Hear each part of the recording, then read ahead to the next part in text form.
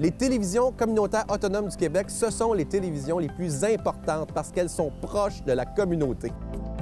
On veut encourager des gens qui parlent de ce qui nous intéresse, mais aussi qui participent au développement local. Mais c'est fini le temps là, où on allait lire une affaire qui a été écrite avant hier au bout du monde. Non! Tu veux savoir ce qui se passe chez vous? Bien, ma télé préférée, c'est la télé autonome communautaire. C'est ici que ça se passe.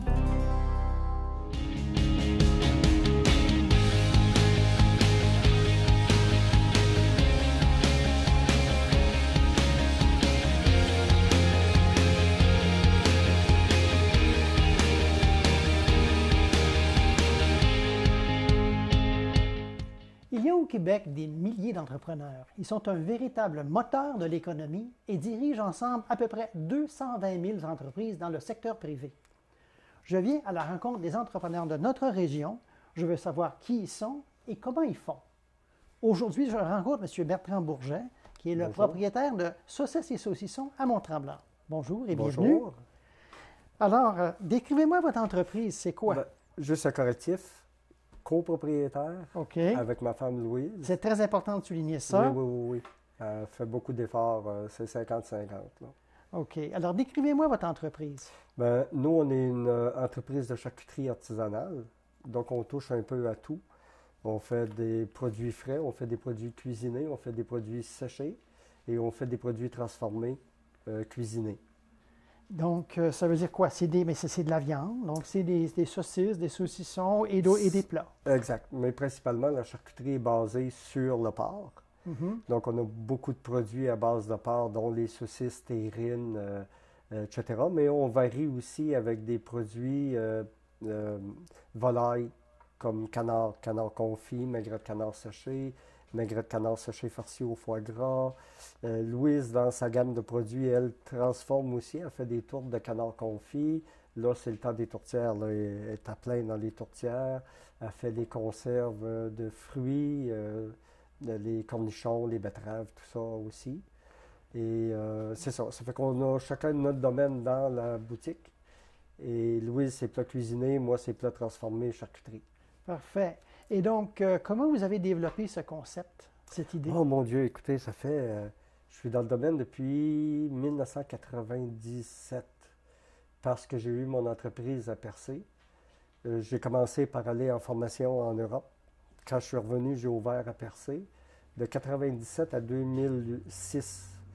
Puis je me suis coupé les tendons des doigts sur un appareil, ce qui a fait que j'ai été obligé de vendre le fonds de commerce, me retirer. Puis, je suis reparti en France. J'ai été représentant de commerce dans le saumon fumé. C'était génial. Et après ça, en 2010, je suis revenu. J'ai fait la connaissance de Louise. Et lors d'une balade ici à Tremblant, on a vu qu'il y avait des locaux à louer. Puis on a dit, tiens, on va se partir notre petite entreprise de charcuterie locale. Oui, bien là, juste à partir, juste en vous promenant, vous avez vu quelque chose, puis Moi, quand je suis arrivé à Laval en 2010, on a débuté, on louait des locaux dans une entreprise et on faisait notre ligne de produits séchés.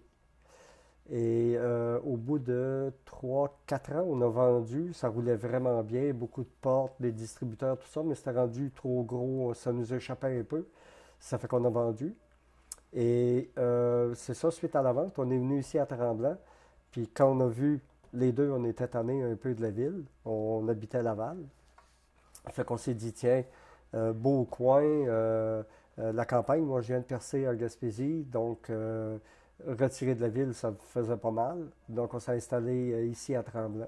Il y a quoi, 5 ans à peu près? Oui, il y a 5 ans. Là. On est dans notre 5e année d'opération. OK. Donc, vous avez trouvé un local, vous avez... Oui, probablement que les gens connaissent M. Jean-Pierre Cyr et Michel Cyr, qui avaient la mercerie Cyr.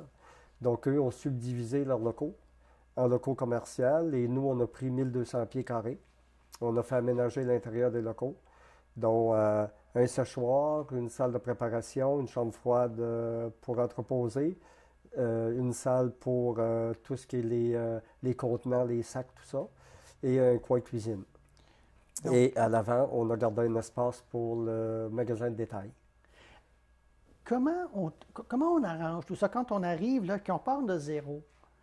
Comment on trouve, je sais pas, des locaux? Vous êtes allé cogner à des portes? Non, on est venu ici, on a passé un week-end à la montagne et on est allé se promener à Saint-Jovite. Et sur le coin de la rue Lacasse et Saint-Jovite, il y avait une grosse pancarte. Ici, bientôt, commerce à louer, espace commercial à louer. Non, même pas eu besoin de cogner à une porte, Non, là? on a C'était pris le là? numéro de téléphone. Le lendemain matin, on a appelé M. Cyr. On est monté tout de suite. On s'est entendu, on a loué l'espace. Puis en termes de financement pour quelque chose comme ça, pour un projet comme ça, comment on démarre? On gratte. Parce que les banques sont généralement peu ou pas là. Donc, on avait un peu de côté. Ça fait qu'on a mis toutes nos billes dans la machine, puis on est parti là-dessus. Et de là, ben, on est allé chercher du financement sur les équipements, mais nous, il fallait payer pour l'aménagement locatif et payer pour tous les équipements. Fait que ça chiffre assez vite. Ça doit faire peur, prendre ses propres économies pour partir quelque chose comme ça. Ben, j'ai toujours été entrepreneur. Ça fait que ça fait partie de mon ADN un peu de challenger, là. J'ai été à Percé, j'ai eu une brasserie, j'ai vendu la brasserie, j'étais allé à Rimouski, j'étais dans les Stars, j'ai vendu, je suis revenu à Percé, j'ai parti la charcuterie par après, j'ai vendu, je suis venu à Tremblant, ça fait que ça a toujours été mets tes doigts dans la porte, après ça tu vends, après ça, tu remets les doigts dans la porte, tu es toujours en... Mais une fois que l'entreprise est stabilisée, il y a toujours le côté financier qui est toujours angoissant parce que tu as un haut de saison, ça va bien, tu as un creux de saison, ça va moins bien. Fait que tu dors toujours avec ton compte de banque, tu es toujours en recherche de nouveaux marchés, tu es toujours en recherche de plus de ventes. C'est toujours. Puis là, on a une problématique auquel peu de personnes auraient envisagé, c'est le manque de personnel. Donc, tu veux grossir, mais tu ne peux pas grossir plus que ta limite que toi, tu es capable de donner. Là. À un moment donné, c'est restreignant. Oui, on reviendra là-dessus un petit peu plus tard, mais je veux juste aussi parler un peu de quand on se lance. Parce que, bon, vous avez trouvé des locaux, vous avez commencé à développer vos produits, vous avez déjà fait ça, vous avez déjà votre formation, donc vous avez vos produits. Là, après ça, il faut des clients. Comment on fait quand on part une entreprise comme la vôtre, donc c'est une boutique, pignon sur rue, comment on fait pour se trouver une clientèle, se bâtir une clientèle? Ben, l'emplacement. Tu te dis, OK, en étant placé là, il y a circulation, il y a feu de lumière, il y a Pub Saint-Georges en face qui attire beaucoup de monde, c'est une rue passante, donc automatiquement, tu vas chercher beaucoup de visibilité. Donc, il y a ça. Une chose à laquelle on n'avait pas pensé, c'est que quand nous, on a ouvert, il y a eu la transformation du parc en face. Donc, on s'est retrouvé face à un mur de toile noire. De construction. De construction. Donc, on était là vraiment zoné, timide et caché. La municipalité nous a autorisé de mettre une bannière au-dessus. Donc, là, les gens qui venaient sur la rue voyaient saucisserie d'affichés. Donc, ça a permis de garder la roue à tourner, là. Mais là, on en tire les bénéfices parce que le parc est superbe. Les gens y viennent. Il y a beaucoup d'activités qui sont données, donc tous les gens voient le commerce. Donc, vous êtes bien placé. Mais, oui. là, mais au début, est-ce que ça marche avec des annonces? Est-ce que ça marche parce que les gens passent? Qu'est-ce qui a mieux marché pour vous?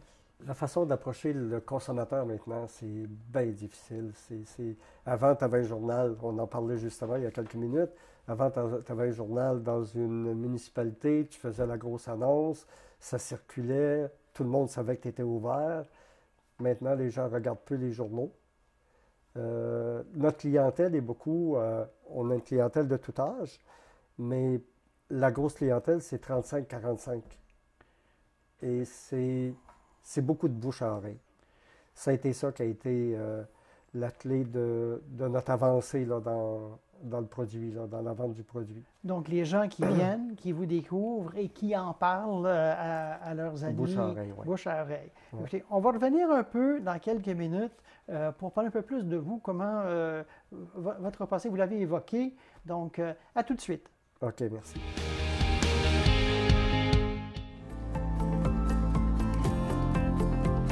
La vraie télé, c'est la télé communautaire, c'est la télé autonome, la télé libre, parce qu'elle n'est pas contrôlée par des géants, elle n'est pas contrôlée par de la publicité, elle n'est pas contrôlée par du gros argent, elle est contrôlée par vos intérêts. Tu veux savoir qu'est-ce qui intéresse les gens d'une place en particulier? Tu veux savoir qu'est-ce qui se passe en ce moment à Ville-Marie, dans les Basses-Laurentides? Bien, il faut que tu regardes la télé de cette place-là, puis elle est disponible sur le web à cette heure. 2 clics, tu sais ce qui se passe. Tu sais, l'avenir, là, c'est de parler des vrais enjeux, des vraies valeurs, de ce qui nous touche vraiment. Et il n'y a rien de mieux qu'un médium local pour le faire. C'est pour ça que les télécommunautaires autonomes font ce travail-là.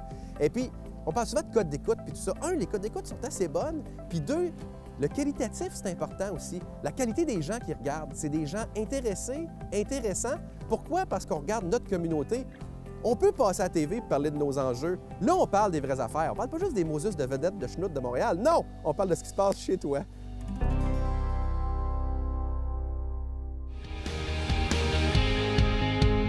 Me voici de retour avec Bertrand Bourget de Saucisses et Saucissons à Mont-Tremblant. Alors, rebonjour. Bonjour, M. Drolet. Donc, parlez-moi de votre cheminement d'entrepreneur. Vous m'aviez dit plutôt que vous avez toujours, c'est un peu dans votre ADN, là, mais en termes de parcours, en termes de, je sais pas moi, d'instruction ou d'antécédents, c'est quoi votre cheminement? Ben, je suis allé au HEC de Montréal. OK. Le but étant d'avoir un job que je pouvais pratiquer en Gaspésie parce que je voulais rester en Gaspésie. J'ai décidé comptabilité parce que c'est quelque chose qui s'installe bien un peu partout. Malheureusement, après 3 ans d'université, j'ai vu que je détestais ce métier-là, mais à en crever. Fait que la 3e année des HEC, je me suis vraiment concentré marketing. Ça a été vraiment là. J'ai eu du plaisir. La 3e année a été une année de délire, là. Et après ça, je suis retourné à Gaspésie. Et c'est là que j'ai parti une brasserie. C'était une brasserie familiale que j'ai rachetée avec un copain. On a opéré. Malheureusement, c'est saisonnier. Donc, tu étais 5 mois, 6 mois arrêté. Ce qui est assez long là, quand tu aimes travailler et que tu aimes être occupé. Là, donc, j'ai vendu la charcuterie. Je suis allé à Rimouski. J'ai reparti une entreprise là pendant 5 ans. J'ai vendu, je suis retourné à Percé. Et ça faisait longtemps que je cuisinais, je m'amusais à faire des recettes, j'adorais ça. Puis la charcuterie m'attirait beaucoup. Fait que c'est là que j'en ai profité pour faire un petit parcours en France. Voilà, un parcours en France. Bon, on n'arrive pas en France pour dire, OK, on va s'improviser charcuterie. C'est quoi que vous avez fait au juste pour vous former là-dedans? Bien, par le fait que quand j'ai eu une charcuterie à Percé, j'ai rencontré beaucoup de touristes français. Donc, beaucoup de noms, beaucoup de contacts, beaucoup d'amitié qui s'est développée, dont un ami qui est en Champagne, Thierry Pertuso, qui lui connaissait un charcutier, donc il m'a référé à Pradier, à Haï, en Champagne. Pradier, lui, c'était les jambons, c'était plus ce genre de plat-là. Lui, il connaissait quelqu'un qui était dans les saucisses, dans les Vosges. Donc, il m'a envoyé voir Jean-Mi Bollemont. Jean-Mi Bollemont connaissait quelqu'un en Normandie. Il m'a référé là. Fait qu'à chaque fois, je faisais à peu près 2 mois, 3 mois. Je suis un charcutier, logé, nourri, pas payé. Ça fait qu'après ça, je suis allé en Bretagne. Mais, je veux dire, il faut-tu un permis de travail? Comment on s'arrange pour faire ça? Je n'étais pas considéré comme travailleur, je n'étais pas rémunéré. OK. C'était du bénévolat. OK. Donc, vous arrivez chez quelqu'un, puis ça, vous êtes en train aussi de faire valoir quelque chose qui est très important pour un entrepreneur, c'est les contacts. Puis de savoir profiter des contacts qu'on a. Ah oui. Mais les Français sont très attirés par les Québécois. Hein? Le cousin québécois, là.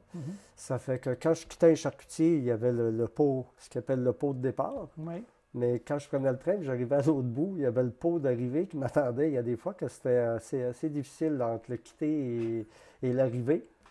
Et là, bon, là, c'était vraiment, eux, ont une manière de travailler un peu différente de nous. Ça commence à 6 le matin, ça arrête à midi, ça reprend à 2 heures, ça finit à 6. Donc, l'arrêt midi 2 heures est dur parce que quand tu retournes travailler à 2 heures, tu es comme somnolent un peu, là, ça fait que la machine est dure à repartir. Mais chacun m'a apporté un savoir-faire, dont comment faire des confits de canard, comment faire des rillettes. Il y en a un autre en Corse, ça a été les saucissons secs, axé que ça. Ça fait que ça a été vraiment ça. Là. Ça a été Donc, vous êtes parti, vous avez passé combien de temps en France en tout? Là? En France, je suis resté 1 an et demi, presque. Bon, 1 an et demi, essentiellement à vous faire une éducation. Oui. Et quand je suis revenu, Vous venez, oui. je suis allé à la queue de cochon à Montréal. Pas la tête de cochon, la queue de cochon. Benoît Tétard, qui est connu entre autres pour le boudin. Et j'ai travaillé avec Benoît pendant 2 saisons. 2 saisons de 6 mois pour ajuster mes recettes que j'avais apprises en France au goût du Québécois. Les Français, l'air de rien, salent beaucoup. Le grammage de sel dans les produits est beaucoup plus élevé que ce qu'on met nous au Québec. Benoît étant français d'origine, lui avait ajusté déjà cette problématique-là. Ça fait que j'ai travaillé avec Benoît 2 fois 6 mois. Premiers 6 mois, j'ai ouvert à Percé. Je suis retourné en hiver, vu que ma boutique était fermée durant l'hiver. J'ai travaillé avec Benoît. Et quand je suis retourné à Percé, là, j'ai ouvert à l'année. Je travaillais à Percé, j'avais ma boutique de vente de détail, ma boutique de production. Et je vendais, entre autres, à Fromagerie Hamel à Montréal. Je vendais à une grosse compagnie à Québec. Le transport coûtait une tollée. C'était, à un moment donné, mon comptable m'a dit « Arrête d'envoyer ça là-bas, tu vas te ruiner. » Donc, il a fallu changer un peu. Ben, là, j'ai commencé à axer différemment, développer en Gaspésie. Tu sais, souvent, on regarde ailleurs, mais on ne regarde pas autour de soi. Fait que j'ai commencé à vendre l'Ami Véritable à Carleton, qui est une boulangerie-pâtisserie très reconnue. J'ai vendu à Gaspé, j'avais à Saint-Anne-des-Monts, j'avais le Parc de la Gaspésie. Le chef cuisinier du Parc de la Gaspésie achetait ses terrines, ses confits, ses rillettes de moi. Mais dans tout ça, vous devez vous occuper de la confection, Oui. de la comptabilité, De la de distribution, la distribution, puis de l'ouverture du des marketing. marchés. C'est quoi là-dedans? Là? Combien de temps on passe par jour à porter différents chapeaux? Écoutez, honnêtement, là, quand j'ai développé, je travaillais à peu près 18 heures jour. J'ai déjà vu partir de Percé à la fin de ma journée. Moi, je rentrais travailler à 5 heures du matin. À 5 heures du soir, je suis parti livrer à Gaspé. 50 kilos, 70 kilos de saucisses au marché des saveurs. Et je suis revenu, puis j'ai arrêté à Coin-du-Banc à 12 km de Percé parce que je commençais à sommeiller au volant. Je me suis arrêté sur le bord de la mer. Puis quand je me suis réveillé, je croyais que j'avais sommeillé une petite demi-heure. On était rendu le lendemain matin à 6 heures du matin. Oh boy! Fait que je suis reparti à la job. Il faut le vouloir. Mais c'est parce que pour tout entrepreneur, c'est ça un peu que je trouve fascinant, c'est comment on gère toutes les exigences. Puis vous, dans votre cas, ben, en ce moment, là, comment vous les gérez? Bien, j'ai la chance d'avoir ma partenaire de vie puis ma partenaire au travail qui, elle aussi, fait une moitié-moitié. Fait que ça allège beaucoup, là. Fait que là, on essaie de... On rentre travailler 5h30 à la fermeture du magasin. C'est fini, là. Avant, on emmenait du travail à l'appart, tout ça, puis on faisait... Maintenant, on a arrêté ça, là. Est-ce qu'il y a des éléments que vous trouvez plus difficiles ou plus plaisants que d'autres? Par exemple, je sais pas, comptabilité, marketing, cuisine... Bien, maintenant, on parle marketing, la donne a changé. Il faut aller sur le web, il faut s'ouvrir une boutique électronique, chose que j'y connais, mais de que dalle, ça me parle. Fait que là, il faut commencer à approcher des compagnies qui... Puis là encore, comme on n'y connaît rien, il y a une compagnie qui te parle de 3 000 $, il y a une compagnie qui te parle de 15 000 $. Est-ce qu'à 3 000, tu te fais avoir, puis à 15 000... tu n'as pas nécessairement la Cadillac, ça fait que... Donc, un peu, c'est la difficulté, on vous dit, c'est un peu de trouver des choses où on n'a pas de connaissances, puis d'aller explorer ces choses-là. Oui. Mais notre meilleur moteur de développement, nous, ça a été le bouche-à-oreille. On a des gens qui viennent de Laval, que c'est des amis de Saint-Sauveur, qui lui ont parlé de nous, puis en venant dans les Laurentides, se déplacent à notre boutique. Fait que ça fait toujours plaisir d'entendre « Hey, on arrive de Sainte-Adèle, hey, on arrive de Sainte-Agathe, on arrive de... » Et c'est des amis qui nous ont parlé, ou on nous a reçus à souper, on a su que c'était vos saucisses, donc... Fait que ça, le bouche-à-oreille reste encore le meilleur moteur de développement, je pense, en région. Et en fait, c'est quelque chose qu'il ne faut pas oublier. Autant on peut se faire des campagnes de marketing quand une personne parle à une autre. Ah, c'est direct. C'est vendu. Tu fais une campagne de marketing, tu as quoi sur un retour de campagne de marketing? 10 %? Tu sais, que si M. X reçoit 8 amis à souper, sert nos saucisses, on a 8 nouveaux clients. Puis ça n'a coûté rien. Simplement la gentillesse de la personne de parler de nous. Fait que c'est ce qu'on pense comme étant meilleur.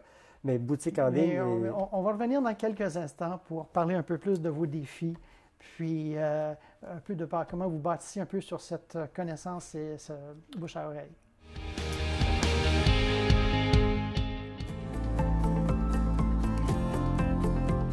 On est dans un monde d'images, de paraître, alors que c'est le contenu qui compte. Puis le contenu, bien, il est produit par qui? Il est produit par vous. Puis moi, le contenu que je veux, c'est le contenu de gens qui s'intéressent aux mêmes enjeux que moi, qui sont du même secteur que moi, du monde qui vivent dans mon milieu, dans ma communauté, proche de chez nous. Bien ça, c'est tout ce que tu retrouves dans les télés communautaires autonomes. C'est pour ça qu'il faut que tu regardes ces télés-là. De toute façon, je sais que tu le regardes en ce moment, et puis je te donne du bon contenu. Hein? Donc, c'est déjà un pas dans la bonne direction. Je suis fier de toi. C'est fini le temps où on s'abreuvait d'un journal qui a été écrit avant hier dans une grosse ville loin de chez nous. Non! On veut savoir ce qui se passe chez nous, des affaires qui nous intéressent, les enjeux locaux. Tu sais, la télévision communautaire autonome, bien, ça parle de nos vrais gens, de nos vraies nouvelles. C'est pour ça que faites comme moi, regardez cette télé-là, c'est là que ça se passe. Oh que oui!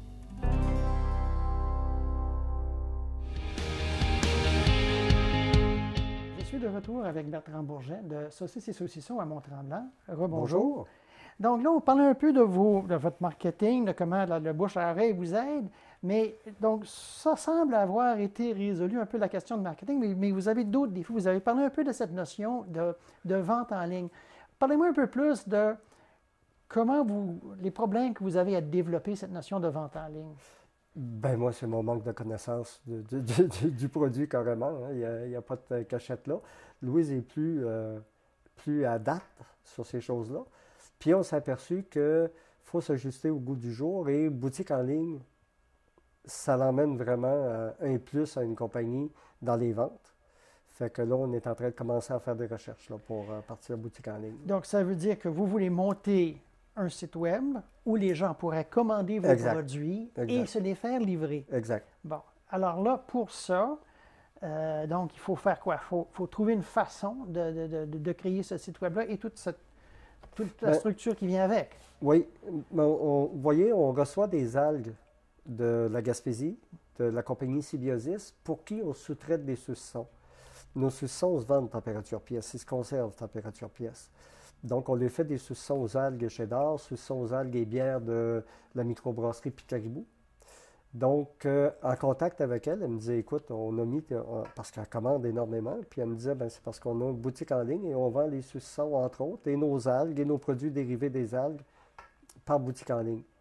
Et depuis un an, ben, ça commence à faire son chemin, là, puis on s'est dit, OK, là, faut rentrer dans la modernité là, de ce genre de vente-là. Là. Donc, c'est quelque chose qu'on va probablement voir arriver chez vous oui.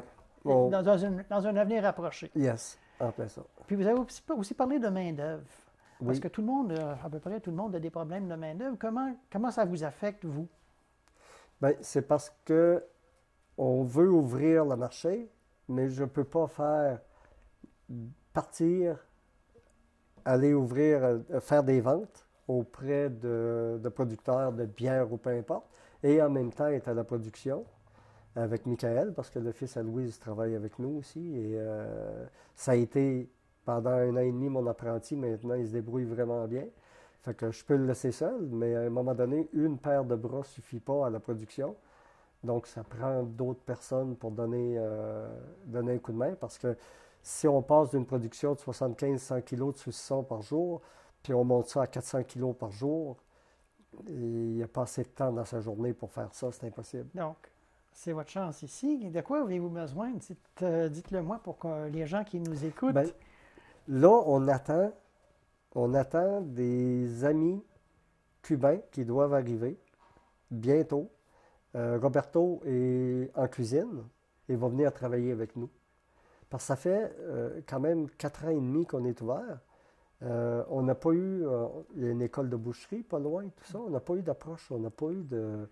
Pas de CV. Donc quelqu'un qui serait peut-être intéressé par la boucherie, qui serait intéressé par ce genre de cuisine-là pourrait peut-être venir vous voir. Oui, absolument, absolument. Et en termes de marketing, peut-être des gens qui ont des idées de marketing aussi pourraient peut-être venir vous voir, qui s'y connaissent dans ce... Oui, oui, absolument. Mais là, le besoin est vraiment d'être sur la route pour ouvrir des nouveaux marchés. OK. Le besoin est vraiment là. Moi, ça a été ce que j'ai fait une grosse partie de ma vie en étant en affaires. Et physiquement, je suis rendu à un certain âge où je pourrais lâcher un peu là, le travail physique pour plus me concentrer là, sur le développement du marché. Là. Parfait. Vous avez ouvert, vous dites qu'il y a à peu près 5 ans, juste avant la pandémie. Comment est-ce que la pandémie vous a affecté? On a été agréablement surpris. Parce que quand la pandémie est arrivée, il y a eu un creux, ça a été blanc et noir. Hein? Tu vendais tant par semaine, tu avais tes clients, tu avais tant de produits qui sortaient. Tout d'un coup, paf, ça a tombé sec pendant 2 semaines. Et tout d'un coup, c'est reparti. Et durant la pandémie, on n'a pas ressenti ce choc-là. C'est parce que les gens mangeaient à la maison, donc ils venaient acheter des choses pour manger à la maison. Oui, puis en plus, il y a eu l'engouement de aidons nos entreprises locales. Donc ça, vous avez senti l'effet. Ah oui, oui, oui, oui. Donc, pandémie, pas trop. Là, c'est reparti sur d'autres choses. Là, vous voulez développer. Oui. À part de ça, est-ce que vous avez d'autres défis pour l'avenir de votre commerce? Bien, ça va être ça. Là. Ça va être développer la boutique en ligne, faire de la sous-traitance. Là, d'ailleurs, j'étais dans un salon ce week-end à Vaudreuil-Dorion et on a rencontré quelqu'un qui, lui, a une boutique spécialisée sur les produits de transformation de canards. Et tout content de faire notre connaissance. Il a goûté nos saucissons. Il dit, écoute, moi, je suis preneur, je t'emmène le canard. Lui, c'est un canard gavé, entre autres. Donc, c'est une belle grosse boîte. Il dit, combien tu peux m'en faire par semaine? Moi, je suis preneur. Bon, il veut les rillettes, il veut les confits, il veut les saucisses, il veut les saucissons. Fait que déjà là, en faisant un marché, on a trouvé un bon point de vente. Là. Et encore, ça fait partie du réseautage que vous devez faire, parce que je pense que je le mentionne souvent, mais cette notion de rencontrer des gens, d'échanger avec eux, c'est comme ça aussi qu'on développe des nouveaux marchés. Exact. Et des idées, des contacts. Exact. On a aussi, pendant qu'on était au marché, l'an passé, on a un nouveau client l'an passé qui est venu nous voir. Lui, il fait des sauces piquantes, sauces au barbecue, etc. Il nous a dit, voici, moi, j'ai 3 sauces que j'aimerais rajouter à un produit connexe avec mes sauces. Saucissons secs. Et là, depuis l'an passé, on travaille pour lui. Puis on lui fait des bonnes quantités de saucissons. Là, on est à l'approche de Noël, on décroche. J'arrive, désolé pour l'habillement, j'arrive du séchoir parce que... Puis un séchoir, c'est pas un séchoir à cheveux. C'est quoi? Non. Quand vous dites séchoir, vous voulez dire quoi? Notre séchoir, il fait 300 pieds carrés. OK. C'est une salle où il y a une température donnée, qu'il faut être constante, et un taux d'humidité donné pour ne pas choquer le produit. Si l'humidité est trop haute, développement de bactéries. Si c'est trop bas, il se désagrège plus qu'il sèche. Donc, il faut vraiment garder les données. Puis on imagine des saucissons suspendus là-dedans? Bien, nous, c'est ça, on pousse nos saucissons, on les met en rang de 4 et on les suspend sur des racks. On a une capacité d'à peu près 1 tonne et quart de capacité d'accrocher les saucissons dans la salle. Et là, il faut les surveiller. C'est en moyenne 1 mois. 1 mois? Oui. Pour les petits saucissons, 1 mois. Pour les gros saucissons qu'on vend aux restaurateurs, c'est à peu près 10 semaines. Il ne faut pas être pressé. Non. Une graisse de canard, c'est 3 semaines. Vous voyez, ça fait que, mais il faut être vigilant. S'il y a une hausse de température, régler ça tout de suite. Il y a une chute d'humidité, il faut régler ça tout de suite. Donc, ça vous tient occupé. Ah oui, ça tient occupé. Comment vous reposez-vous? Ah ben là, malheureusement, on manque de personnel de compagnie. On ferme le lundi, mardi. OK. Donc, le lundi, on fait des courses. Mm-hmm. On a toujours besoin d'épices ou de choses comme ça. Mais c'est pas du repos, ça? Ben oui, parce qu'à 3h30, 4h, on est rendu sur le divan, puis on relaxe, là, on prend ça mollo. À partir de cet hiver, on a un plan de mise en santé. On va se garder 2 jours pour faire du sport, là, faire du ski de fond puis de la raquette. Parfait. Mais écoutez, M. Bertrand Bourget, merci beaucoup. Voici, c'est la fin de cet épisode d'Entrepreneurs en action. Je m'appelle Daniel Drolet. Je vous invite à écouter les autres émissions et à nous suivre sur les médias sociaux. À la prochaine. Merci, M. Drolet.